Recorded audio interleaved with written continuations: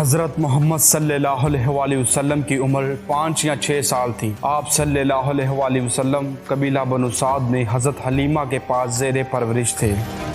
ایک دفعہ آپ بچوں کے ساتھ کھیل رہے تھے، پھر اچانک حضرت جبرائیل علیہ السلام ظاہر ہوئے اور رسول اللہ صلی اللہ علیہ وآلہ وسلم کو پکڑ کر زمین پر لٹا دیا اور سینہ چاک کر کے دل نکالا۔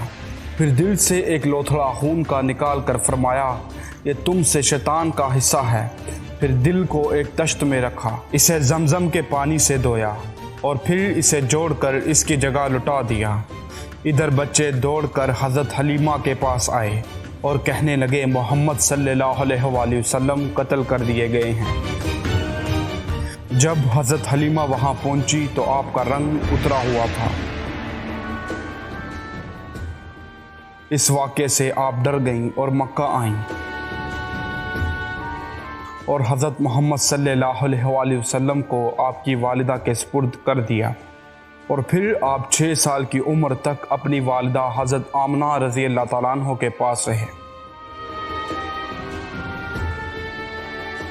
پھر ایک دفعہ حضرت آمنہ کا حضرت عبداللہ کی قبر کی زیارت کرنے کا دل کیا تو آپ مکہ سے حضرت محمد صلی اللہ علیہ وآلہ وسلم کے ہمراہ مدینہ 500 کلومیٹر کا سفر طے کر کے مدینہ تشریف لے گئیں۔ وہاں 1 ماہ قیام کر کے واپس مکہ کو نکل آئیں،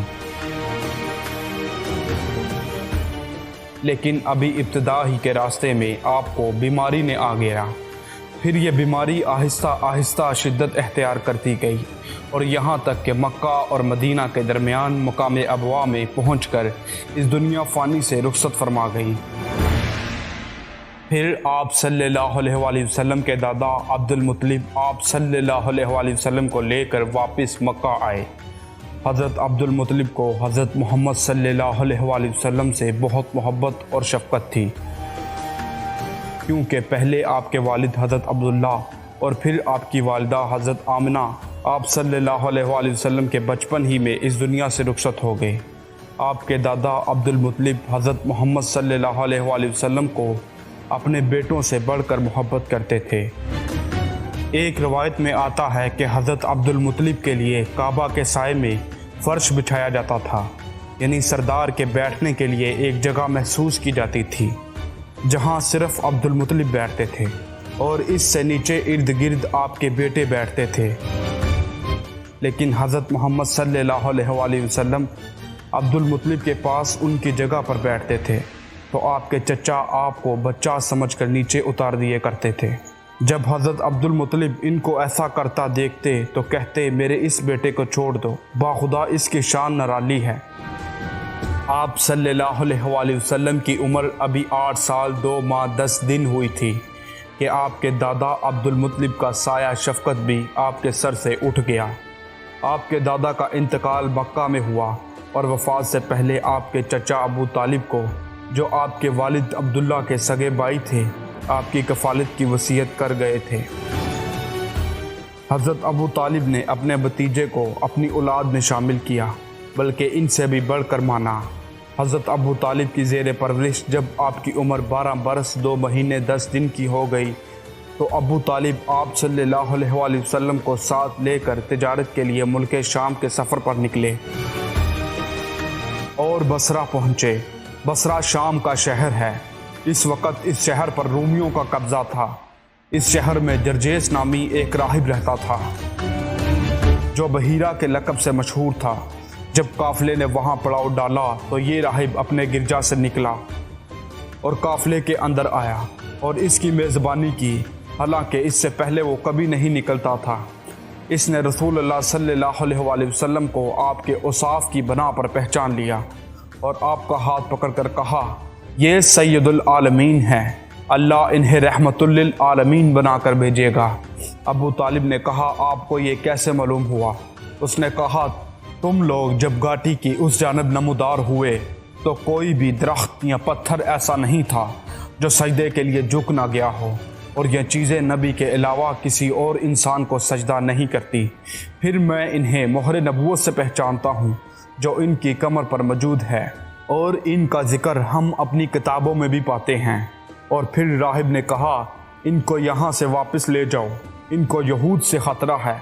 इस पर हज़रत अबू तालिब ने हज़रत मोहम्मद सल्लल्लाहु अलैहि वसल्लम को कुछ लोगों के हमरा वापस मक्का भेज दिया। आपकी उम्र 15 बरस की हुई तो जंग फज्जार पेश आई। इस जंग में एक तरफ कुरैश और उनके साथ बनु कनाना थे और दूसरी तरफ कैस अलान थे। कुरैश और कनाना का कमांडर हरब बिन उम्मिया था, क्योंकि वो अपने सन और शरफ की वजह से कुरैश और कनाना के नज़दीक बड़ा मर्तबा रखता था। पहले पहर कनाना पर कैस का पल्ला भारी था, लेकिन दोपहर होते होते कैस पर कनाना का पल्ला भारी हो गया। इसे हर्ब फज्जार इसलिए कहते हैं कि इसमें हरम और हराम महीने दोनों की हुर्मत चाक की गई। इस जंग में रसूल अल्लाह सल्लल्लाहु अलैहि वसल्लम भी तशरीफ़ ले गए और अपने चचाओं को तीर थमाते थे। इस जंग के बाद एक हुर्मत वाले महीने ज़िक़द में हल्फ़ुल फ़ज़ूल पेश आई। चंद कबाइल कुरैश यानी बनी हाशम, बनी मुतलब, बनी असद बिन अब्दुल उज़ा, बनी ज़हरा बिन कुलाब, बनी तईम बिन मर्रा ने इसका अहतमाम किया।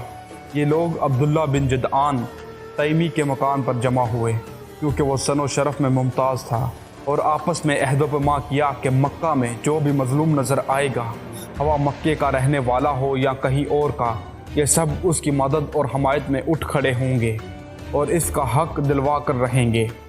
इस इज्तिमा में रसूल अल्लाह सल्लल्लाहु अलैहि वसल्लम भी तशरीफ़ फरमा थे और बाद में शर्फ़ रसालत से मुशर्रफ होने के बाद फरमाया करते थे, मैं अब्दुल्ला बिन जद्दान के मकान पर एक ऐसे महादे में शरीक था कि मुझे इसके इवज़ सुरख ऊँट भी पसंद नहीं, और अगर दौर इस्लाम में इस अहद पैमा के लिए मुझे बुलाया जाता तो मैं लब्बैक कहता। ये हज़रत मोहम्मद सल्लल्लाहु अलैहि वसल्लम की ज़िंदगी पर मुश्तमिल वीडियो सीरीज़ की किस्त नंबर 5 थी, और इससे पहले 4 इकसात रिलीज़ हो चुकी हैं। और आइंदा आने वाली इकसात को देखने के लिए चैनल को सब्सक्राइब करें, वीडियो को लाइक करें और अपनी राय का इजहार कमेंट बॉक्स में ज़रूर कीजिएगा।